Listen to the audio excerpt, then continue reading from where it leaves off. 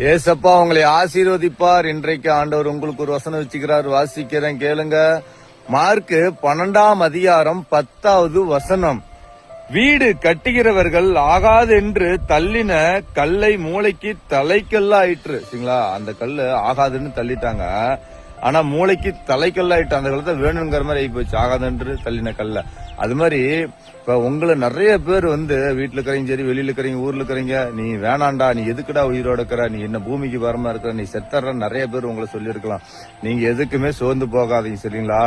உங்களைத்தான் ஆண்டவர் எனக்கு நீ வேணும், சரிங்களா. ஊர் உலகத்துக்கு உங்க வீட்டு கூட நீ புரோஜனம் இல்லாக்கலாம், நீ எனக்கு தேவை அப்படின்னு ஆண்டவர் சொல்றாரு, சரிங்களா. அது உலகம் ஊர்னா அப்படித்தான் சொல்லுவாங்க, அவங்களுக்கு ஒரு காரியம் வேணும்னா வச்சுக்கோங்க, இல்லைன்னா நம்மள தள்ளிடுவாங்க, சரிங்களா. அதுதான் வாழ்க்கை. ஆனா ஆண்டவர் அப்படி கிடையாது. ஆண்டவர் எனக்கு நீ வேணும்னு சொல்லுவாரு.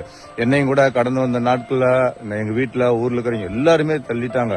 நான் ரொம்ப அழுதுட்டேன், கொஞ்சம் நெஞ்சு அழுவாச்சு இல்ல. அப்படி நைட்ல படுத்துனா அப்படி தலைவாணியில கண்ணீர் நிலைஞ்சிரும், அந்த அளவுக்கு நான் அழுவேன். ஏன்னா யாருமே என்ன எதுலையுமே வச்சுக்க மாட்டாங்க, விளையாட்டுக்கு போனா கூட சேர்த்திக்க மாட்டாங்க, வீட்டுல சரியான சாப்பாடு சாப்பிட முடியாது, அப்படி நான் இருந்தேன். வேணான்னு தள்ளிட்டாங்க. ஆனா இந்த வசனத்துப்படி எப்படி ஆகாதென்று கல்லை மூளைக்கு தலைக்கல்லாயிற்று. பாத்தீங்களா, நான் அநேக இடத்துல புரோஜனப்படுத்தி வராது, உங்களையும் புரோஜனப்படுத்துவாரு. நீங்க எந்த இடத்துல வெக்கப்பட்டு போனீங்களோ அதே இடத்துல உங்களை கூப்பிடுவாங்க, உங்களை ஆசீர்வதிப்பாரு. உங்கள் துக்கம் சந்தோஷமா மாறும். நீங்க கவலைப்படாதீங்க, சொந்து போகாதீங்க. உலகத்துக்கு வீட்டுக்கு நீங்க ஆகாதீங்களாக்கலாம், கர்த்தருக்கு நீங்க தேவைப்படுவீங்க. என்னைக்கா இருந்தாலும் நீங்க உங்களை ஆசீர்வதிப்பாரு. கர்த்தருக்கு சோதனை, நீங்க கவலைப்படாதீங்க, சொந்து போகாதீங்க, சரிங்களா. கர்த்தர் உங்களை ஆசீர்வதிப்பார். கர்த்தருக்கு சோதனை. God bless you.